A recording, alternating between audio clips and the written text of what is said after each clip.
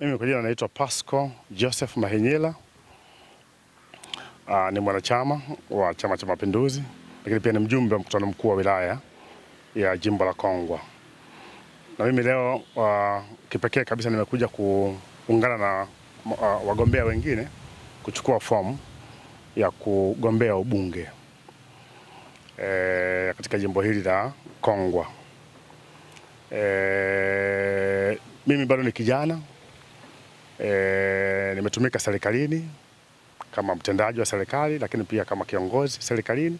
Kwa nimeona na pia nishiriki katika kujaribu kuomba ridhaa ya chama, ili kiwezekana kama Mungu atasaidia inshallah niweza kupata nafasi ya kuweza kuitumikia Kongwa na wananchi wa Kongwa katika nafasi hii ya ubunge.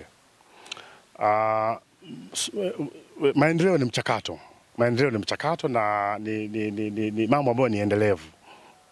Kuna mheshimiwa wetu mmoja sasa kumtaja jina, lakini huwa anasema kwamba changamoto za wananchi huwa haziishi, zipo siku zote, na kuna zingine ambazo zinatokea kulingana na mazingira na muda.